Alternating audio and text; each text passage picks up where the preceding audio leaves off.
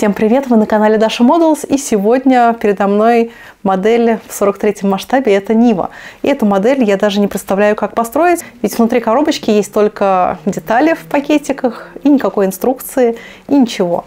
Так что мне сейчас придется вспомнить уроки автодела, а также посмотреть, наверное, канал Супротек Рейсинг, где в 2016 году как раз-таки и строили эту машину для ралли «Шелковый путь». Благо, они снимали весь процесс постройки этого болида. Давайте приступать.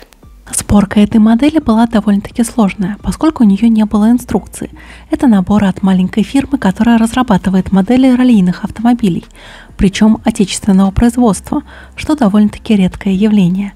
А у меня на канале выходило несколько моделей раллийной тематики от этой фирмы, например, гоночная Лада Гранта. Грунт у меня серого цвета, что не всегда кстати, удобно при работе с серыми деталями. Я закрепила Ниву на втулке от туалетной бумаги, и это очень удобно, так что не выкидывайте втулки, они вам могут пригодиться. И настал черед окраски Нивы в основной цвет. Тут я применяю белую краску от фирмы Machete, я ее заливаю в аэрограф и без всякой хитрости распыляю по модели. Тут, в принципе, ничего сложного, я просто наношу краску примерно ровным слоем. Это гоночная машина, а все гоночные машины всегда окрашены в яркие и даже пестрые цвета. А у этой машины, что интересно, капот красного цвета. Это видно на всех видео и фотографиях этого прототипа. И я красным цветом от фирмы Machete, тем же цветом, чем я и крашу пожарные машины, окрасила переднюю часть Лады. А купить все необходимое для моделизма вы можете в магазине «Модельная лавка». Там вы всегда сможете найти свежие модели от АВД и не только. А еще там гибкая система скидок и очень удобная доставка. А применяя этот промокод для своей первой покупки, вы сэкономите 500 рублей на свой первый заказ и заодно поддержите регулярность выхода моих видео. Ссылочка на магазин и промокод есть в описании к видео. И теперь мне придется малярным скотчем от фирмы Machete скрыть этот капот, а поверх окрашенного капота мне надо будет нанести основной белый цвет. И это довольно муторный процесс, тем более, что в последнее время мне не очень нравится скотч от фирмы Machete.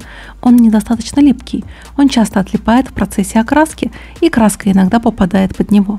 Не знаю, может быть, конечно, рано или поздно они исправят этот косяк, но приходится работать с тем, что есть. А скотч от Tamiya в настоящее время очень сложно найти, особенно по адекватной цене. У набора не было инструкции, зато была куча смоляных деталей, разбросанных по маленьким пакетикам. И мне пришлось сломать голову, как это все соединить в одно целое.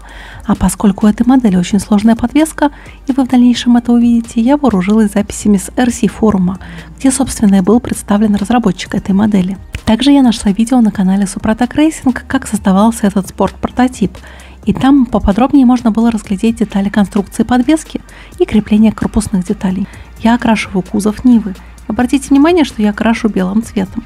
Белый цвет, как правило, очень плохо укрывает другие слои. И это такая большая проблема белых цветов. Но почему-то с краской Machete таких проблем нет, то есть я просто поверх крашу, и красный цвет, который очень яркий, все равно закрашивается. И дальше мне предстоят ручные работы. Мне нужно будет кисточкой окрасить элементы салона. Если можно так назвать салоном, поскольку он довольно-таки упрощенный, и вы можете наблюдать, что в салоне есть только руль и приборная панель, а потом добавится еще 2 сиденья для штурмана и пилота. Потому что это раллийная машина, а у раллийного экипажа, как правило, помимо пилота есть и штурман, который указывает направление движения. Ну а больше моих фото и видео вне моделизма вы можете найти на моей страничке на Boosty. Там вы также сможете поддержать мою деятельность и попасть в титры к видео. Ссылочка на Boosty есть в описании к видео, так что тоже рекомендую подписаться еще и на мой Telegram. Там оперативно выходит информация о моих новых видео на канале Dasha Models и Dasha Technic. Ссылочка на Telegram есть тоже в описании. Поскольку ралли-рейды проходят вне специально отведенных трасс, то есть проходят по полям и пустыням, где попало, и поэтому надо хорошо уметь ориентироваться. И чтобы пилот не отвлекался от ориентиров, в экипаже есть штурман, который помогает. У меня уже на канале выходило несколько видео про раллийные отечественные автомобили, и можно посчитать, что раллийный автомобиль – это характерная черта российского автопрома, хотя это далеко не так. И как минимум у меня на канале есть видео о постройке раллийной Лады Калины. Это очень любопытное видео, я очень рекомендую его посмотреть. И машина у меня получилась красивого желтого цвета. Это фирменный цвет компании Роснефть, так как и, собственно, Роснефть и является спонсором фирменной команды АвтоВАЗа. Также у меня выходило видео про другую гоночную Ладу, про Ладу Весту, тоже в гоночных цветах, но она уже была не совсем раллийной.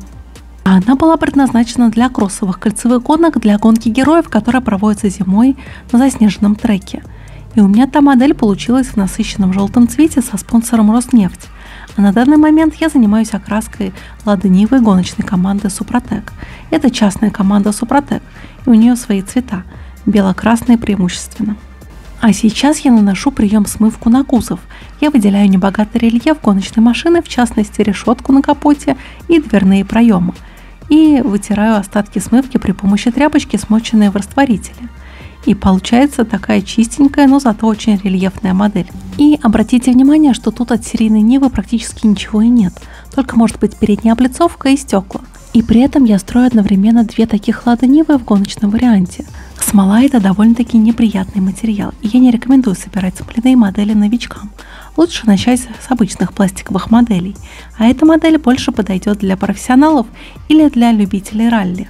Обычные производители типа «Звезды» или АВД вряд ли дойдут до таких редких машин, поскольку любителей таких моделей немного. А большие фирмы хотят все-таки вкладывать деньги в модели, которые будут покупать обычные любители техники и в большом количестве. То есть это будут танки, например, танки Т-34 или же Тигр, Ил-2 и так далее. И также у меня недавно открылся клуб моделизма, и в клубе вы получите оперативную помощь в деталях моделизма от меня, помощь в выборе моделей и красок, помощь в подборе инструмента, исходя из вашего бюджета, моя оценка вашей работы с рекомендациями по улучшению. А почему именно я и мой клуб? Я занимаюсь моделизмом более 10 лет, и за свою карьеру я сделала более 500 моделей, причем в абсолютно разных тематиках, от бронетехники в 72 масштабе до огромных вертолетов в 48 масштабе.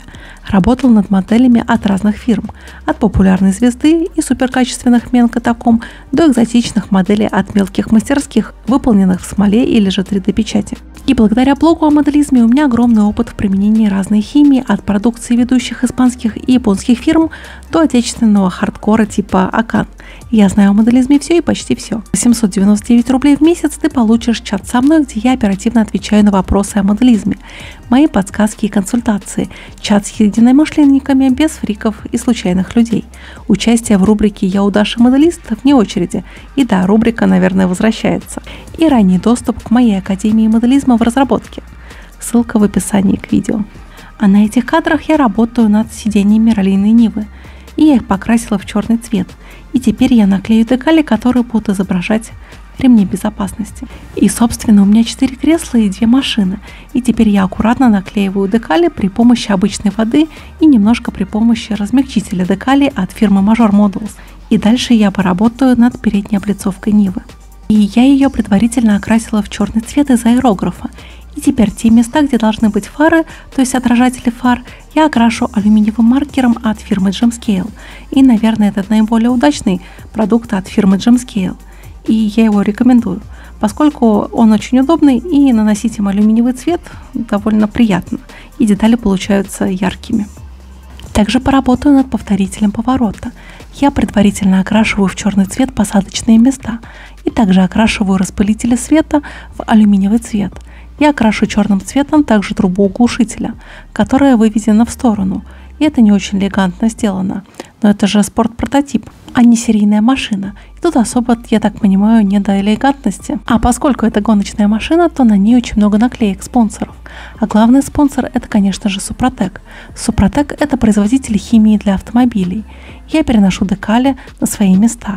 Кстати, на удивление, декали в этом наборе оказались неплохими, потому что в предыдущих видео про работу над гоночными машинами я была очень недовольна декалями, а тут все получилось очень удачно, и все встало на свои места. Также я окрашу в черный цвет заливную горловину бака. И по сути бак – это ящик сваренной квадратной формы. И к нему просто подведена труба. Я не удивлюсь, что это обычная водопроводная труба. Все может быть, поскольку все-таки машина делалась в мастерской, а не на заводе. И такое решение вполне могли использовать создатели. Также я поработаю над лопатами. Лопаты очень нужны в ралли-рейдах. Особенно, если ты заблудишься где-нибудь или застрянешь в бархане, то ожидать помощи тебе придется очень долго. И поэтому очень пригодятся лопаты. Тут лопаты самые обыкновенные, которые можно купить в любом строительном магазине с оранжевой ручкой. И также мне надо окрасить отражательную поверхность для боковых зеркал. И это очень интересная деталь. Хотя и мелочь, но если сделать ее качественно, то модель будет смотреться отлично.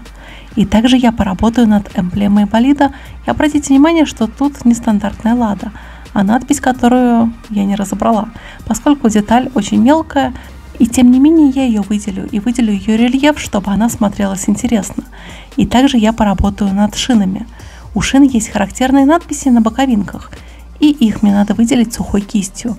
Тут нету остекления как такового, то есть нету стеклянных деталей или деталей из прозрачного пластика, как это бывает у автомобилей, например, от фирмы АВД или у автомобилей у фирмы Звезда. Тут просто дана пленочка, которую надо вырезать по контуру. И я клею в оконные рамы ее на суперклей. Единственное, с суперклеем нужно быть очень осторожным. Он оставляет следы, когда испаряется, и получается такая как бы пленка, но она легко смывается обычным спиртом.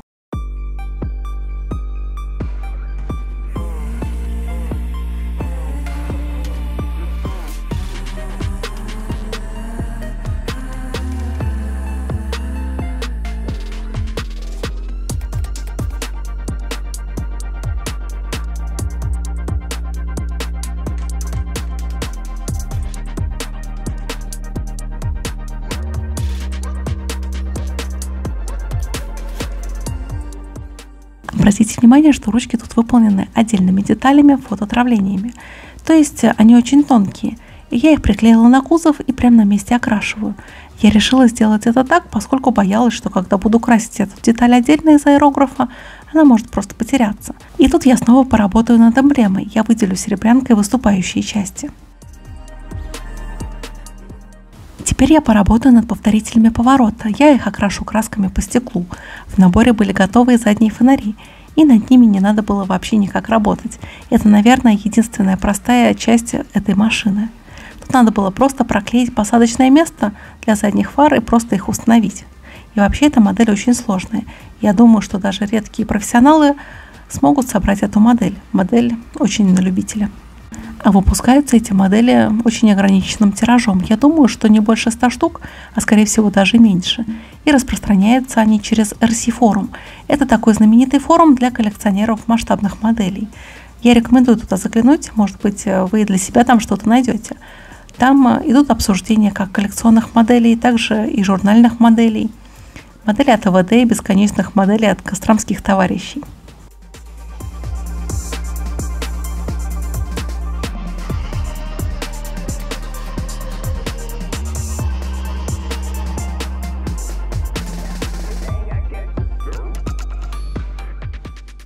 Также мне нужно из скотча вырезать ремни для закрепления запасных колес, которые располагаются в багажнике.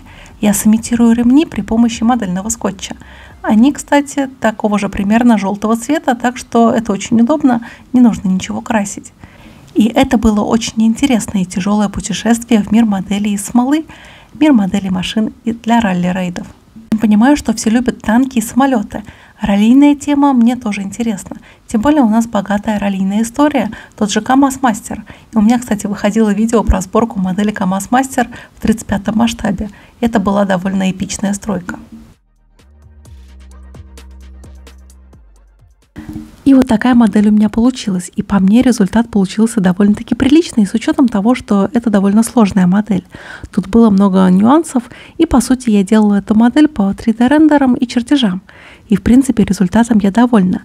А если я вас вдохновила на постройку своей модели, то с вас комментарий и палец вверх. Подписывайтесь на канал, покупайте модели на модельной лавке и подписывайтесь на мой Boosty. До новых встреч. Пока-пока.